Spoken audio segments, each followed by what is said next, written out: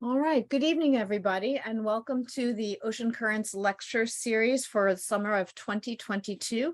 I'm very pleased to be inviting you to tonight's session where Dr. Pinki Mondal will be talking to us about the global vegetation in a changing climate.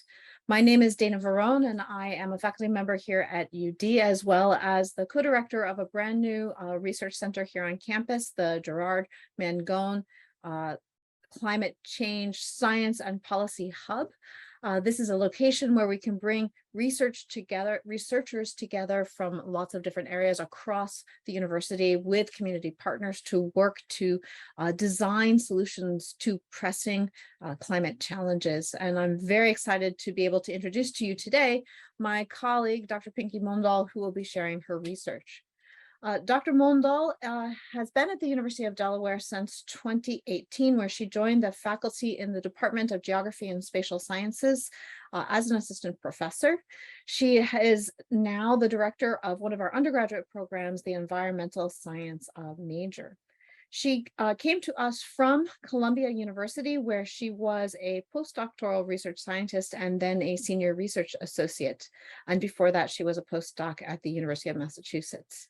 Dr. Mondal has a PhD in geography from the University of Florida in Gainesville.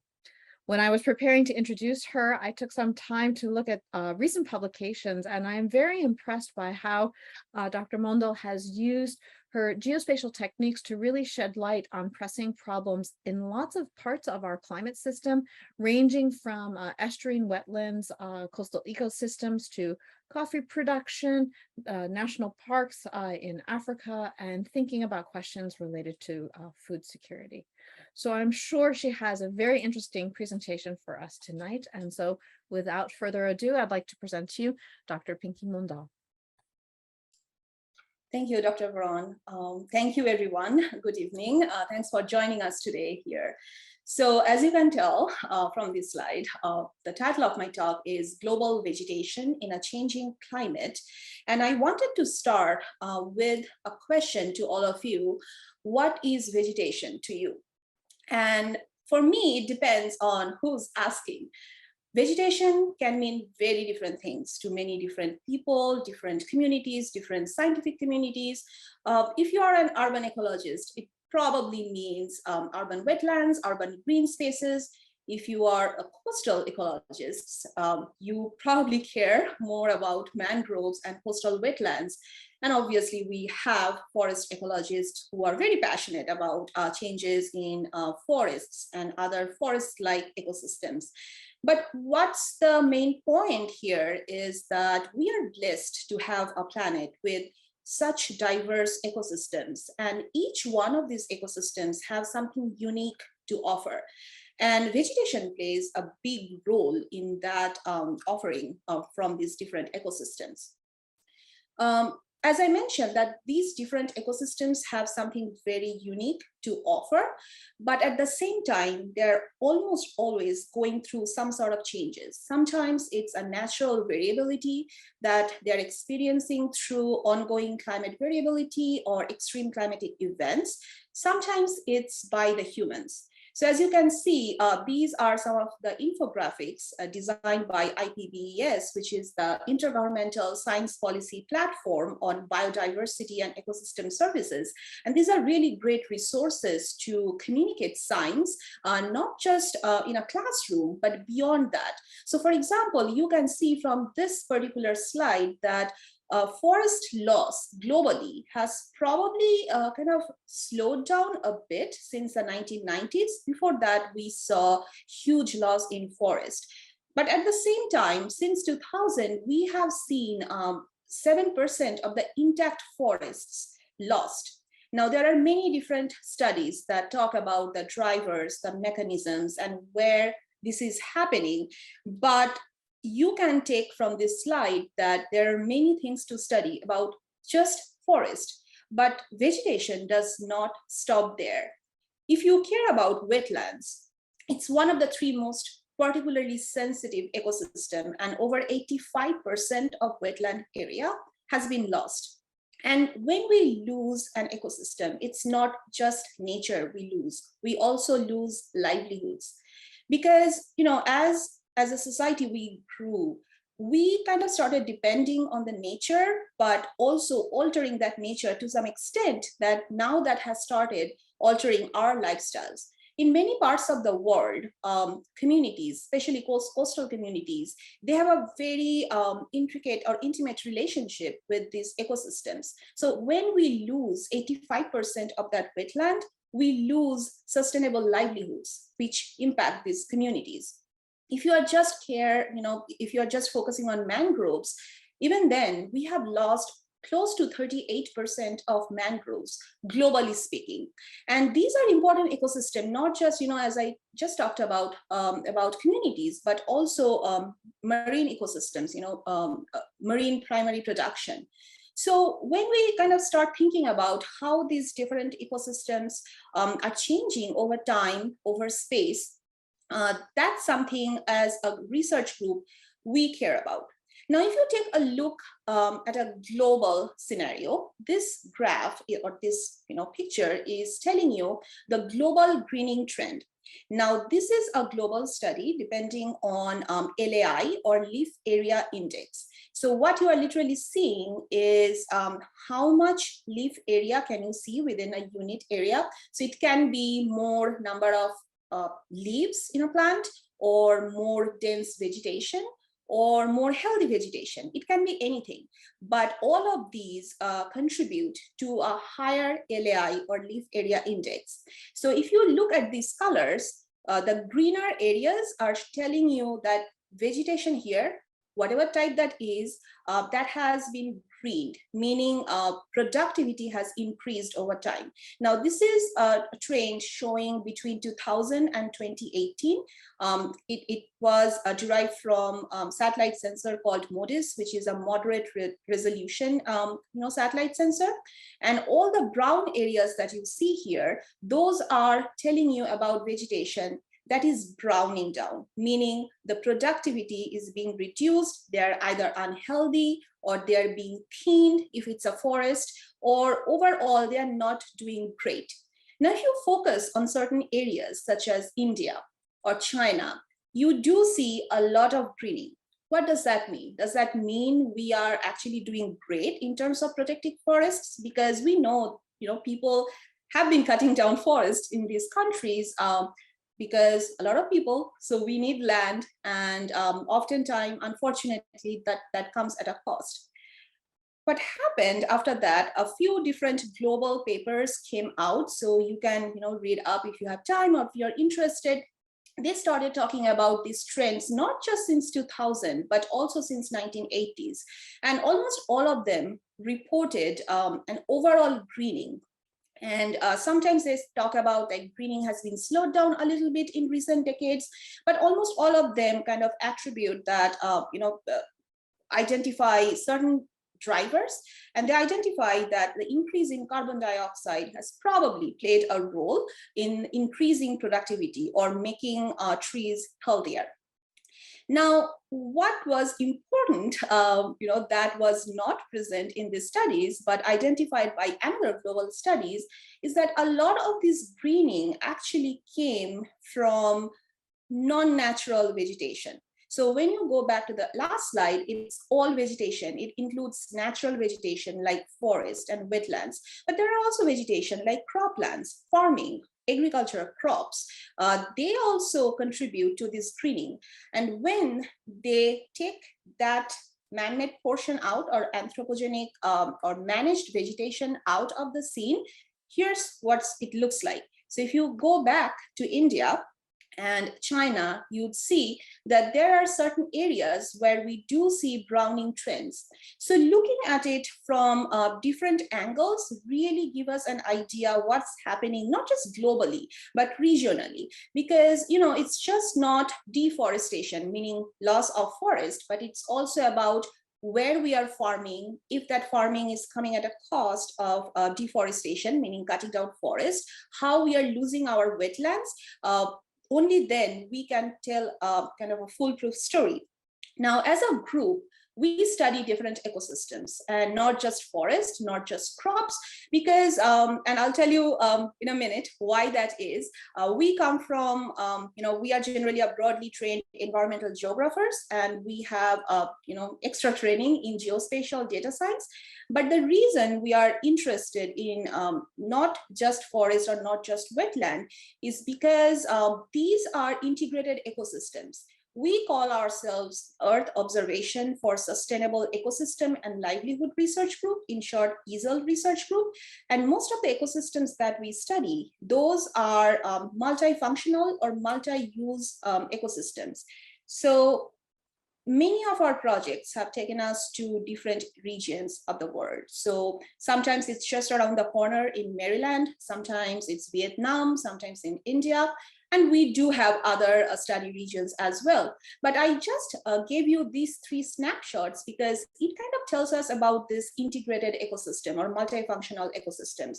So if you look at the leftmost figure from Maryland, you do see farmland, but you also see some coastal wetlands and something in between. If you look at Vietnam, we do see a rice paddy field, which is kind of flooded, but you also see fruit trees, so banana, coconut, but also a little bit of forest. That's part of that ecosystem. In India, this is inside a national park, a protected region that is home to tigers, Royal Bengal tigers. You do see open canopy forests. So which means if you go into the forest, if you look up, you would be able to see sky. So the canopy is not very dense, but you do also see grassland because that is the main ecosystem that is supporting the tiger population and their prey base. So, take any of these ecosystems, you cannot just study only one. It's always a mixed landscape. It's always, multiple very crucial landscape that needs to maintain a balance. The other point that I wanted to make is all of these landscapes are actually heavily dominated by humans. Now, there probably are some landscapes which are more remote than the others, but most of the landscapes that we study in our research group, those are very highly human dominated, human modified. Many of our study regions are in South Asia, Southeast Asia, but whenever it's here or Western Africa, we do see a part of managed landscape. So the reason we call ourselves EASL or Sustainable Ecosystem and Livelihood is because we need to find that balance between nature and human. And the way we do it, we try to identify how we have been changing nature or these landscapes over time. Where we are doing it right, where we are doing it wrong, and how to learn from those mistakes is possible, and how to make it a better planet for the future generation. Our preferred tool for studying all these vegetation in different ecosystems is remote sensing. Now, oftentimes my students are a little confused between, what's the difference between remote sensing and GIS? GIS is a buzzword. Everyone knows about GIS. In my mind, GIS is a tool that can take different types of data sets and put that into an environment. And then, you can also know where you are, your locations, and all these different kind of location information. Remote sensing is sort of a part of GIS, but a little bit more. It tells us about the physical properties of Earth surfaces. So in my remote sensing class, I start from electromagnetic spectrum, or how different surface properties reflect different parts of light. As we know, we get our light from sun, but there is more than what we see. Remote sensing can help us to see more than what we can see as humans through the eyes of satellites. Satellite data is something that we use very heavily, but we also use other type of remotely sensed data, such as the images from drones or other aerial vehicles.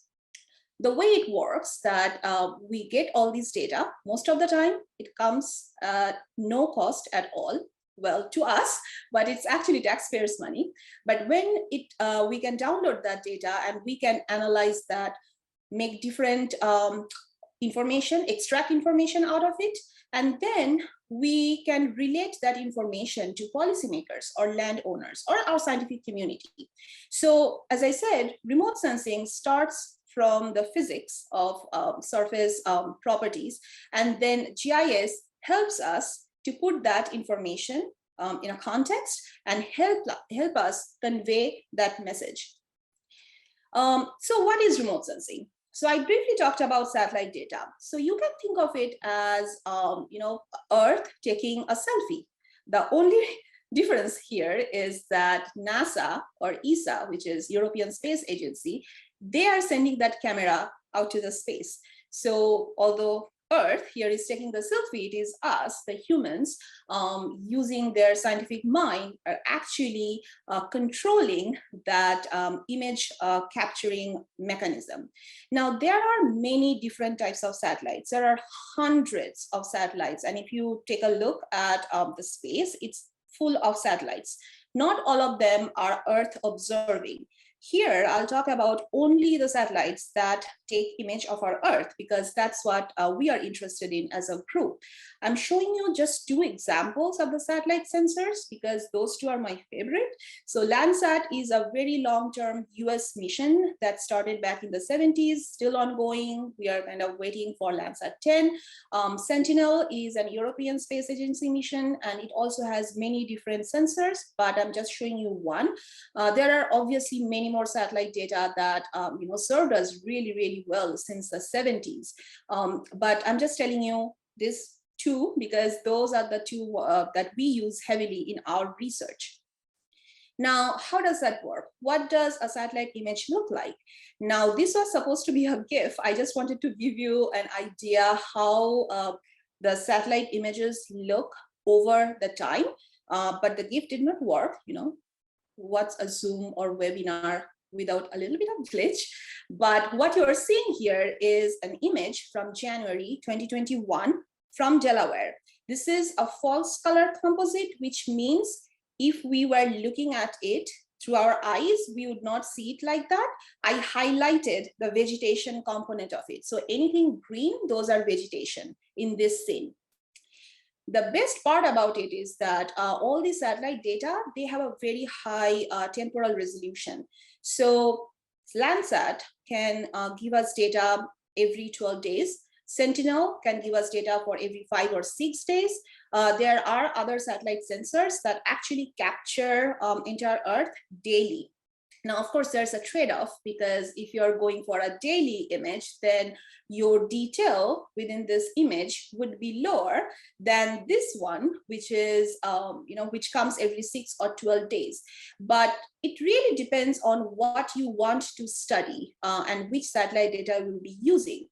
The best part about satellite data is that you can really play a time traveler. You can go back in time. For example, here, I went back in 1991, 30 years ago, same place. The reason you are seeing most of it like no data, because there were clouds. And sometimes we also have some glitches in the sensor system. So we don't always have the data that we need. But the point here that I'm trying to make is that it's possible to build a very long-term time series data going back in 70s or 80s. And you can take a look at every 6 or 12 days or daily if you want to understand how vegetation is changing. That can help us in many different ways. If you are looking at seasonal data, let's say every 12 days for summer season or winter season, you can take a look or you can examine whether summer is affecting our vegetation in a different way recently compared to 10 years ago. Same thing you can look at if you are looking at cropping patterns. You can see if farmers are changing their cropping patterns from, let's say, doing just one crop in a year, now doing 2 or 3 crops in a year. So it can actually help us in many different ways. Now, if you think of it, it's not really that different than how we see our world. I often tell my students that human brain is a supercomputer, and if we can only replicate our brain and build a computer like that, that's what we would need. The way human eye works is that we have sunlight coming in, and then every surface, everything from your shirt, from your lampshade, from trees, everything is reflecting different portion of that light.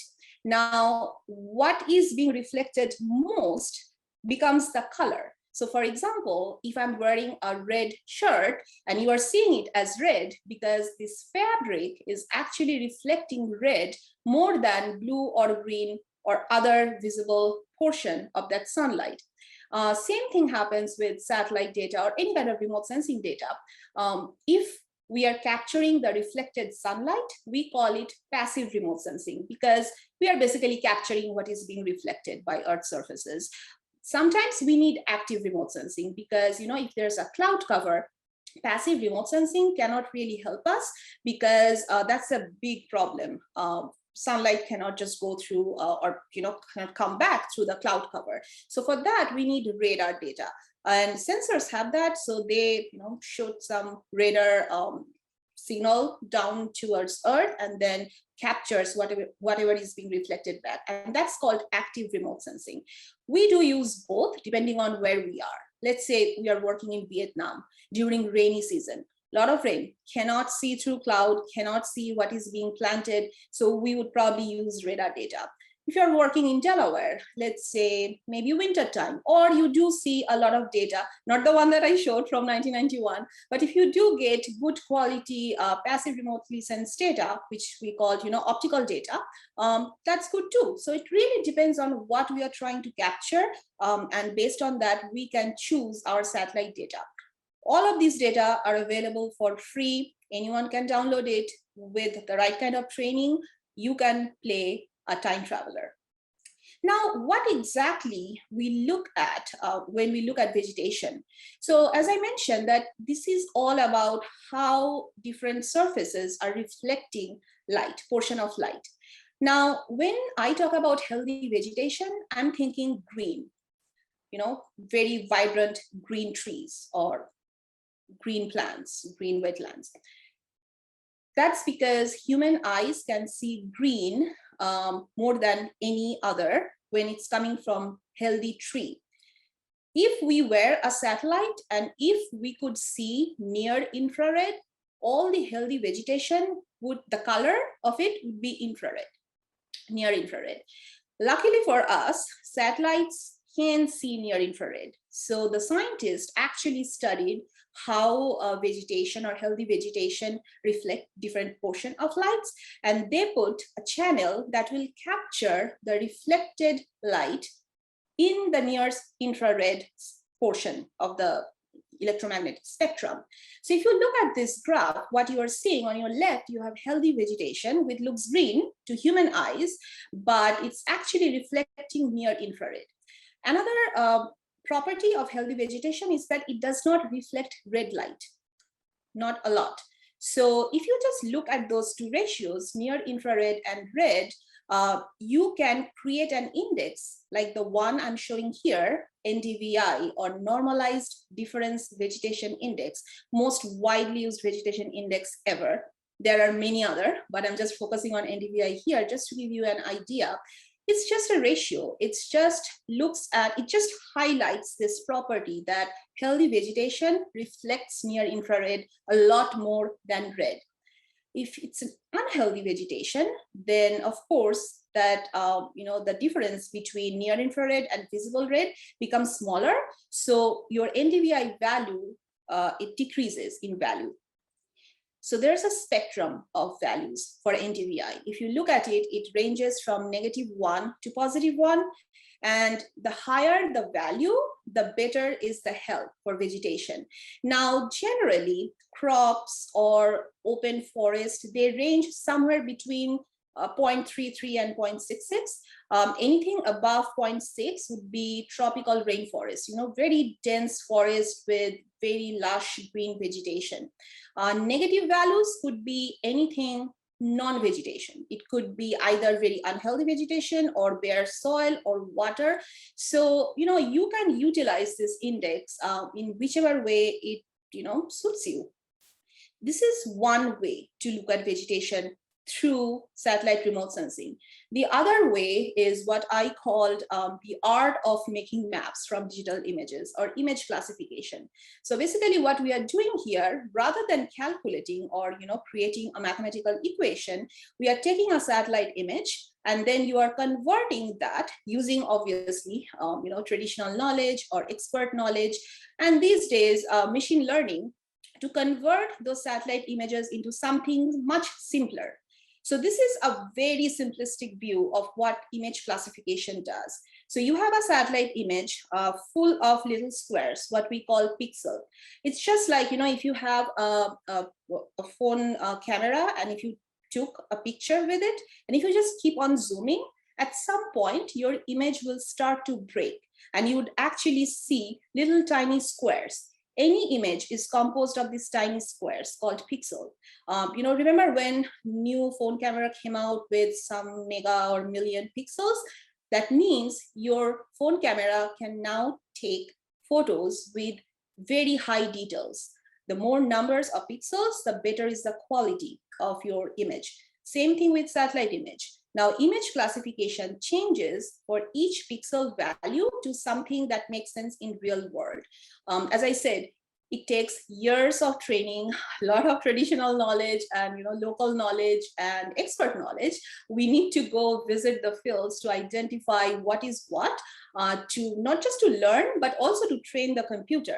But at the end of it, what we are seeing is a simplified land cover map or geospatial data set that will tell you if a pixel is a forest, or a wetland, water, cropping, certain crops, or different types of forests. Depends on, again, what you want to do, how much data you have, and what is the reason of running this image classification.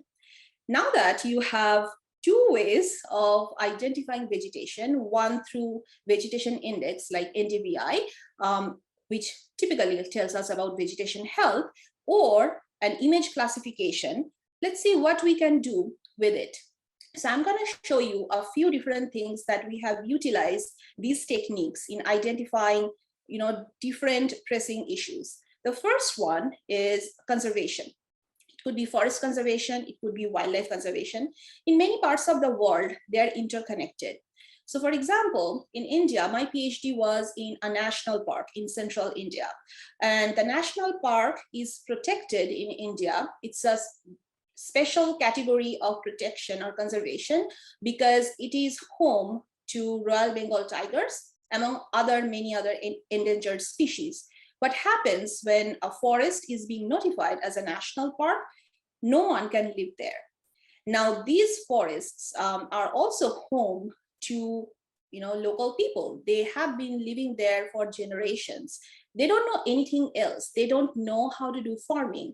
So there used to be, or there's still happening, a lot of conflict between local people, government, wildlife conservationists, because there's a school of thought that, conservation should be exclusionary, which means people cannot be a part of that effort. So what happens in India, especially if you have a national park, people need to be relocated. So when I was doing my PhD, I wanted to look at if moving or relocating these communities out of the park actually helped the park. And it continues. I looked at 30 years of data over time, and I found out that it's not always true that if you just relocate local communities, it will actually help forest health. But what I'm doing right now is looking at different parks in different parts of the world, because now we have even more high resolution data. Now, why do we need high resolution data? When we talk about conservation or protection, especially forest, the most celebrated, or let's say most well-known case study is in Amazon. So this news article is from last week, and it was all over media. It says that deforestation in Brazil's Amazon hits record for just first 6 months this year. So within just first 6 months, this forest has lost close to 4,000 square kilometers of forest, which is 5 times the size of New York. Now, on your right side, on the right side of the slide, you see what it looks like. And it's not a satellite image, it's just an aerial view. Now, this is easy, I would say, to me, to pick up the signal because you have big areas where there's no forest in contrast with very dense forest. This is easy to pick with satellite data. What is challenging is in areas where we have open forest and people are not outright cutting down trees, but they're probably making maybe small, a little bit of chopping, not a lot. Maybe they're doing it because they need a path to pass through the forest. But what happens if they keep doing that over time, it will degrade the forest. Now that kind of little bit of, changes in forest needs to be picked up by very high resolution data. What you are seeing here is on your left is a picture from Central Indian Forest. But if you look at high resolution aerial images, you can see whatever you're seeing on the top three. So you can see anywhere between a very close canopy type of forest. The middle one is an open canopy forest, which is more common. And then you would see patches of a little bit of no forest at all. Now, what is important here is to know how much forest is intact. But to pick up this kind of fine changes, we need high resolution data, which is, what you are seeing here at the bottom is that kind of data. Now, if you remember what I showed you from the pixels, so on the top right of this slide, you are seeing that like those tiny pixels. For the maps that I created that you are seeing at the bottom, this tiny little pixel is 10 by 10 meter, so 100 square meter. The finer this is, the more detail we'll be able to capture. And what we are seeing here is actually there are fine resolution changes happening or deforestation or degradation happening within the park, even though it's completely protected. There should not be any human activities unless forest patrolling or whatever it's needed to conserve the forest. Clearly not the case. So the more high resolution data we have, the easier it is to find the patterns that are not on your face, like Brazilian Amazon.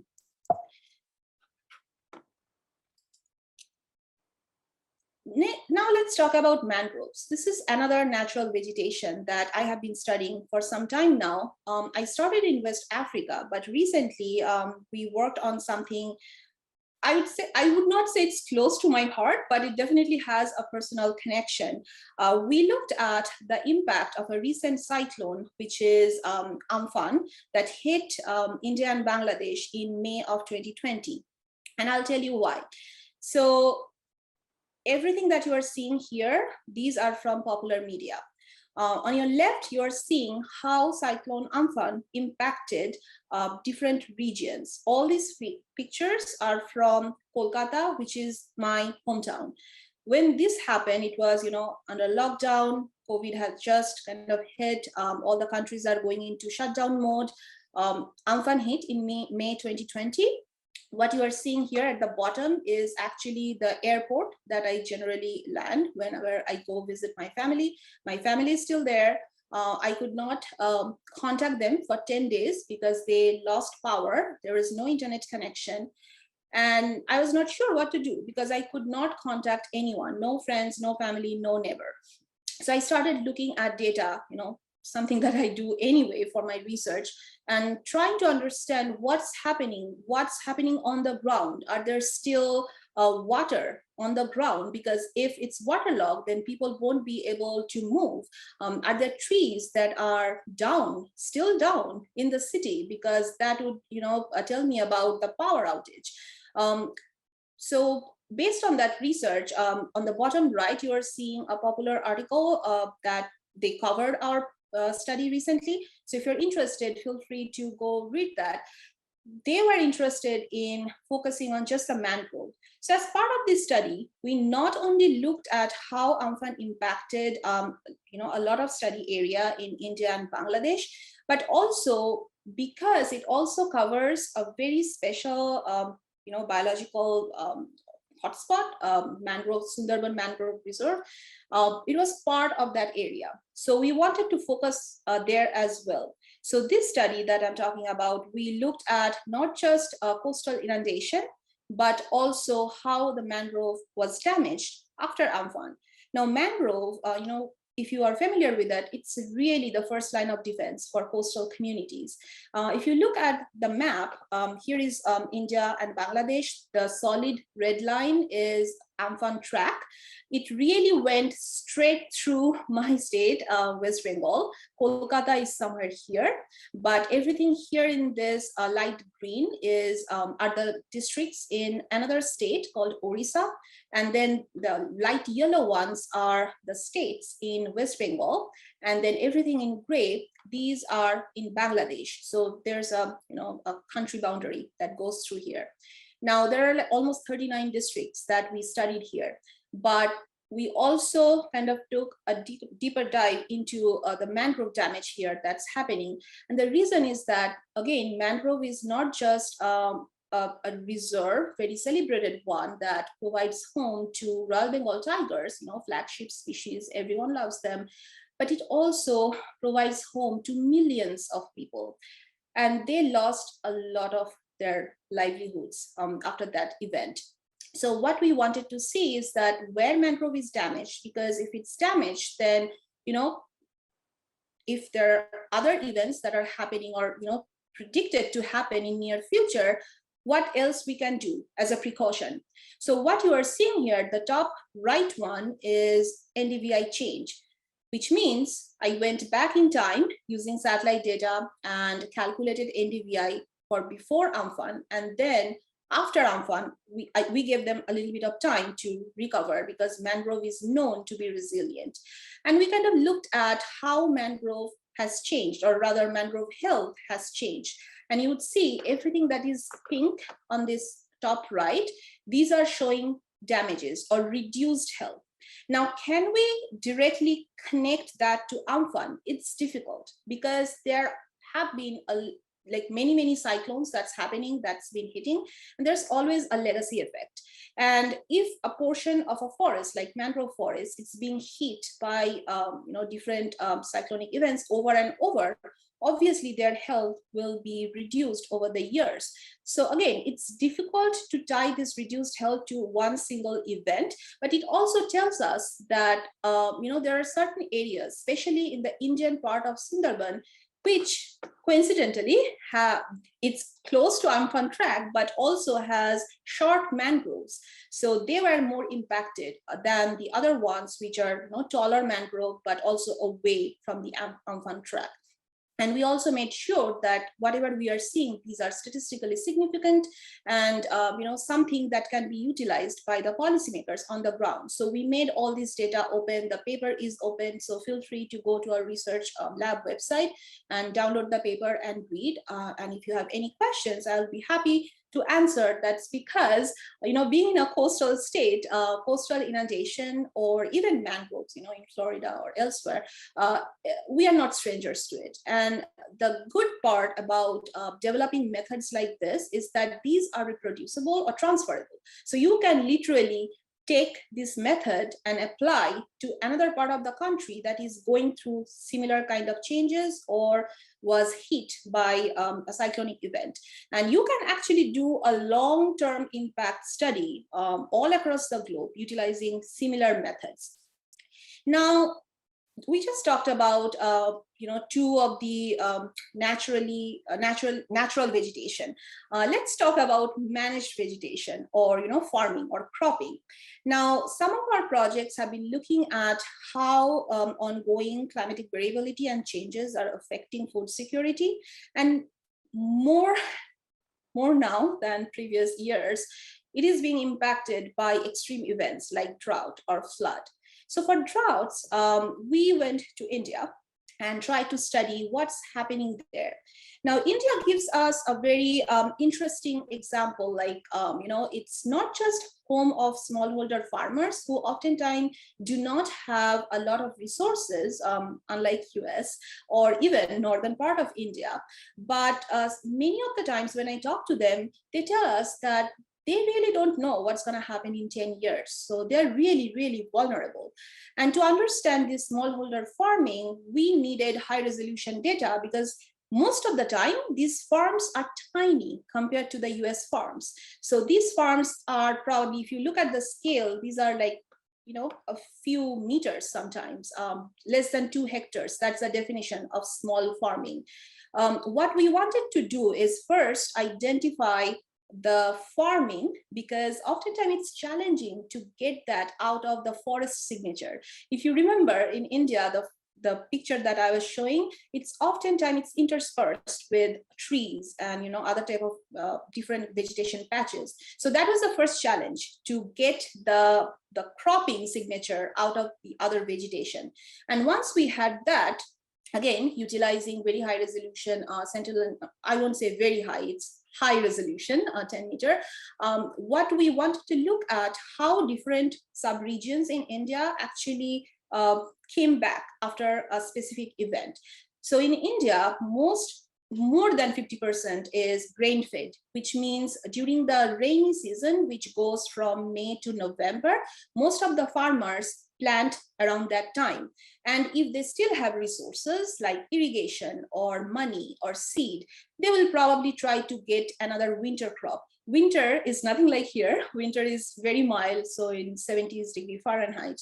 But here we are trying to look at monsoon, because if there's no rain, the timing is not right, or if there's a drought condition happening, they would miss the window to plant a monsoon crop. So what you are seeing here, there was a drought happening in 2018 in certain regions in India. And whatever you are seeing here, the brown, those are farmlands, but with no cropping that season.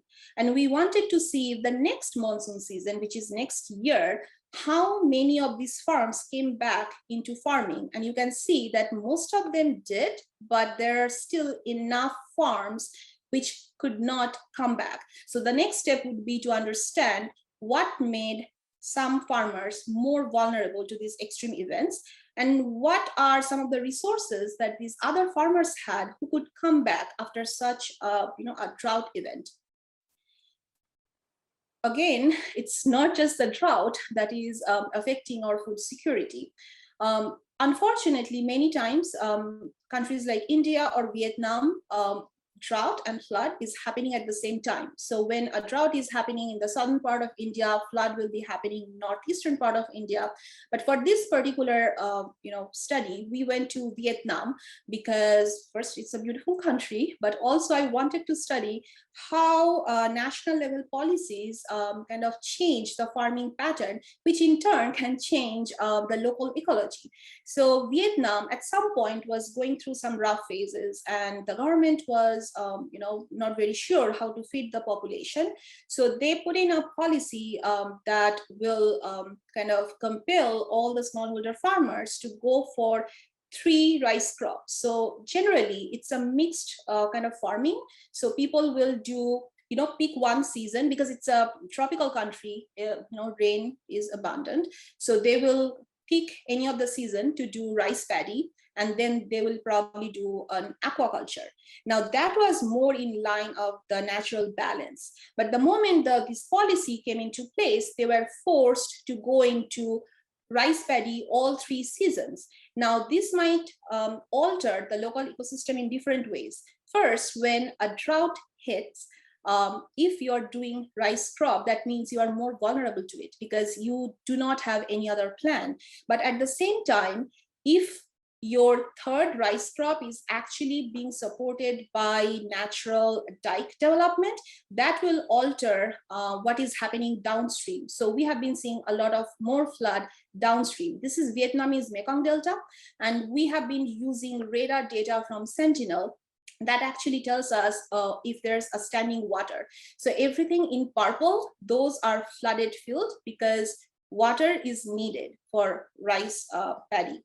Now, if you look at every 5 days, you can create a data set that will tell you which flood was flooded, and if a crop, which would be green here, came up, that means those were successful rice paddy.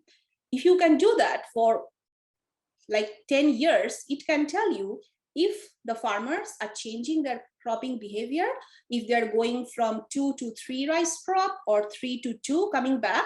So the idea is to identify those regions and then go back to them, talk to our collaborators and try to understand what is not working, where it's not working. And if it's working, what is it? What kind of support they have that other can probably use. So this is a photo from our field where we visited. So this is what it looks like on the ground. Now, you have visited India and Vietnam. Let's come back to where we are here. Some of our recent projects have been focusing on Delmarva Peninsula, where we are trying to understand how saltwater intrusion is affecting and whether we are losing our farmlands to this phenomenon. Now, it's a very complex mechanism. We are still trying to understand how it's happening. But what we started doing is identifying areas where we are seeing transient or permanent salt patches. So many of these coastal farmlands are close to saline or brackish water, and they're getting this saline water into the farmland. Either there would be visible salt patches or the soil will be so salty that crop will not happen, nothing will grow there. And sometimes we are seeing an encroachment from invasive species, which are more salt tolerant. So they will take over other crops. Definitely people, if they're doing corn definitely has very low tolerance for salt. They will be losing, the crop health is declining. So crop yield is reducing. So what we try to understand here for just this particular study, where we can pick up this visible signature of this salt. So as you can see, this is top one is a drone picture, and this is from 2019. The bottom classified picture is from 2017. So this purple patch not only stayed for 2 years, but it also kind of grew. So we are seeing this pattern all across Delmarva, not just close to the water, open water, but sometimes also close to the ditches. And we are trying to understand what are the different mechanisms that's making this soil more salty.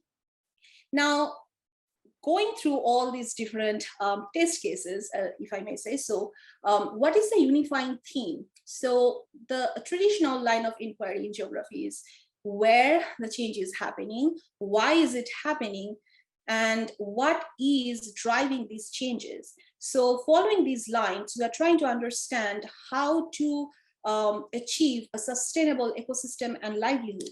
But you might ask, who cares? Well, United Nations does, and so do most of the countries, at least on paper. So UN came up with the Sustainable Development Goals, 17 goals to transform our world. It's basically hundreds of indicators that can be used to track progress. How far are we from these goals? So there are certain things to track if we want to get to no poverty, if we want to get to zero hunger. So everything that I showed you here, they're linked to one or the other of these SDGs. There's a lot that I could not show you within this 1 hour, but we are still working on it. Let's say Vietnam coffee. So coffee landscape in Vietnam, it's driving deforestation. So it's not just farming and how it's being impacted by ongoing climate change, but also how it's deforesting, which obviously has a long-term implication for this ecosystem and changing the balance here. So this is linked to SDG 15 or Life on Land, which talks about forest health and forest quality and how it can be protected over time. We also, working on mangrove ecosystems, not just India, but I also worked in western part of Africa, specifically Sierra Leone. And it was interesting because these people, the coastal communities, are very tightly connected to mangroves. Mangroves is really that is protecting them for any kind of coastal disturbances, but they're also cutting down these mangrove trees because they use that to smoke fish. That's part of their livelihood. So, it's always kind of how people are changing the environment, and in turn, how environment is kind of changing, will change or will affect our livelihoods. Something that we are also working on is urban green space. So PhD student Matthew Walter, he's working on urban green space where he is trying to differentiate between the park quality in urban regions. Because if we are talking about SDG 11, which is sustainable cities and communities, we need to make sure that all the communities, irrespective of their demography or socioeconomic status, have access to safe places and safe urban green spaces. Preliminary findings tell us that's not the case, and there's no point for guessing which communities have access to very low quality parks. Another PhD student, Matthew Awangbenan, who is out in the field as we speak now, he is working on different crop types in western part of Africa. And if you look at this legend in this map, he is not only identifying different vegetation, as in forest and crop, but also different types of crop. And this is important to understand the national level food security here, because people don't really not only have cultural preferences for certain crop types, but there's also a lot of market roles to play. So it's not just climate change that's happening or changing the cropping patterns in certain parts of different countries. It's also how global market is controlling this food industry. Obviously, I'd love to continue work here in India because it's just very heterogeneous and challenging and beautiful landscape.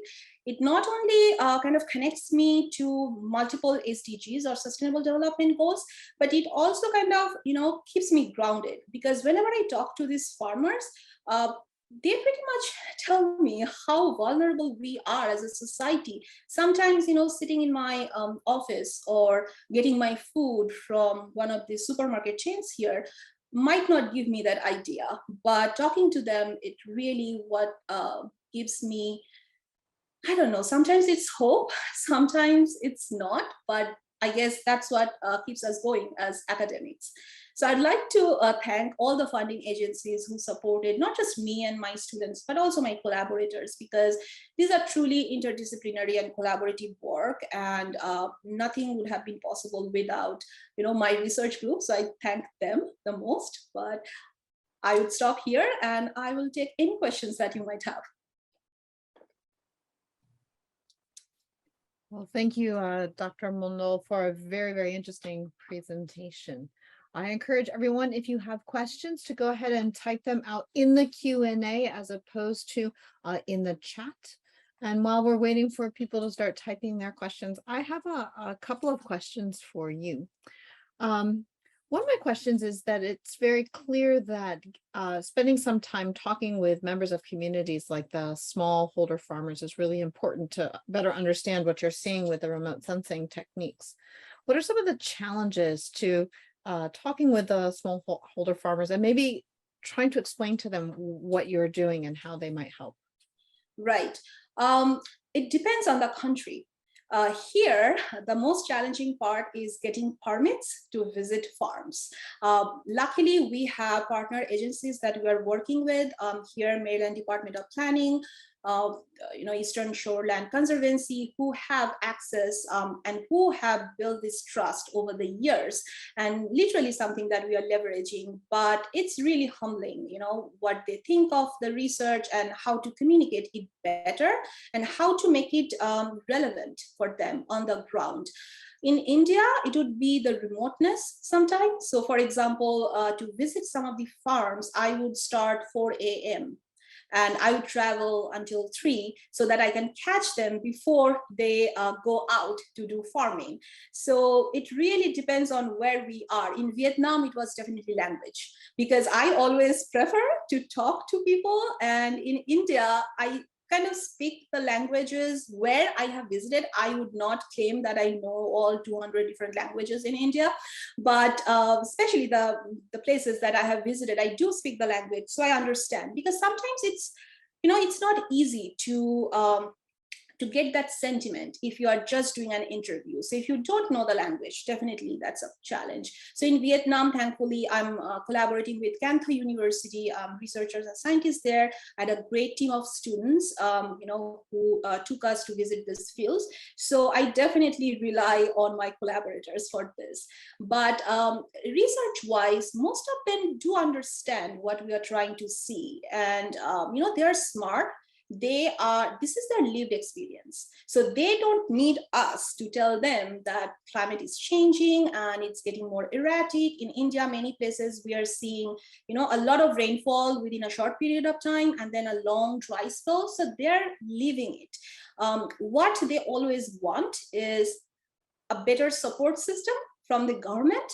And there's a disconnect between science and policy. And I find this challenging to convey that, because just because I'm studying it does not mean it will convert into a policy that will support them. I would love to have that, right? But it's even more difficult to convey that to the policymakers. So I try to collaborate as much as possible for community organizations, or what we call boundary organizations, who are nonprofit, on the ground, working with folks. So if there's something that can be done quickly, so for example, let's say if switching from one crop type to the other one would help them, and they trust these people to tell them that, so we are kind of collaborating with them.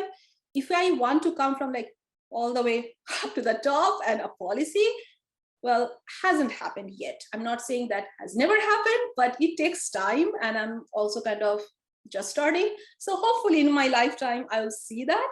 But for now, I just try to communicate as the grassroots level. Okay, thank you. It sounds like each setting has its own kind of unique challenges for that.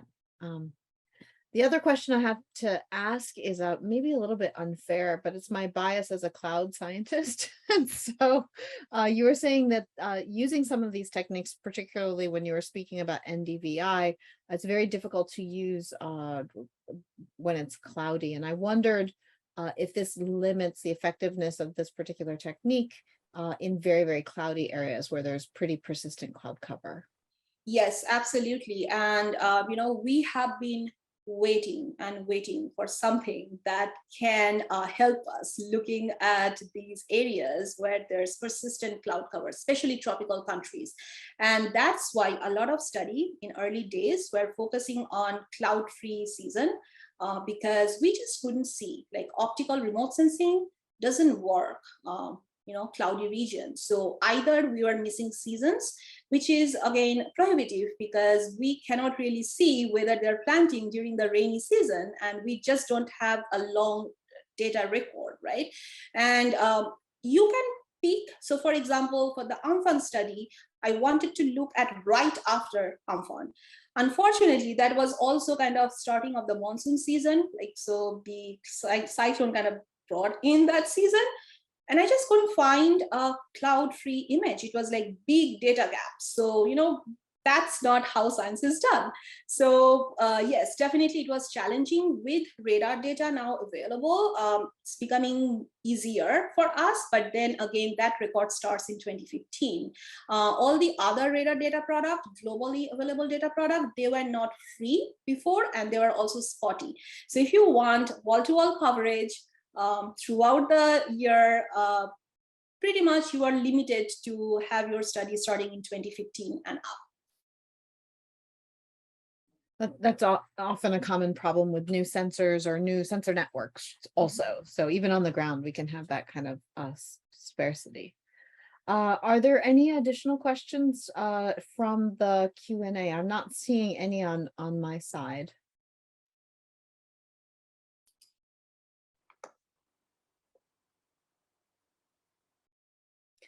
Then I do have one last question, and for those of you in the audience, if you have any questions, please feel free to put them into the Q&A. And that is, I really liked how you characterized that you're working in lots of different places, which I definitely noted, but they all have a commonality, which is they're these multifunctional, multi-use ecosystems. Where would you like to go next? I mean, your studies have taken you to many different locations around the world. I definitely would like to go back to Vietnam because we just started and then COVID hit and everything came to a stop. Um, I'm yet to see a lot of places in India actually. There are so many diverse ecosystems. I have never been to any countries in West Africa because I was more of a remote sensing scientist, and we had field teams who would go and collect data there. So I'd definitely like to visit it at some point. Yeah, I feel like there's a lot to cover all across the globe, and I would definitely like to go. It's just like, how the academic life is. It's difficult to travel for a long time, and because the type of work, I live through my students, as I said. So I'm sending my students at different places. As I said, one of my PhD students is right now in Benin and Burkina Faso and Niger. So I'm just looking forward to getting field data or just field news from him. So I'm just hoping to have more students who are interested in different ecosystems all across the globe so that I can at least live through them. Excellent. Well, I would really like to thank you for this very interesting presentation, and I'd like to thank our audience for coming and spending part of your Thursday evening with us to hear about this very interesting work. And I know that the Climate Hub is very appreciative of everything you're doing, especially at this interface where you're really incorporating the work of the people who are experiencing the climate change with this very interesting and I really like remote sensing because you really can get a lot of rich data. As you said, wall to wall, I was thinking, the spatial coverage is really incredible. So thank you very much. And thanks everybody for coming tonight. Thank you, everyone.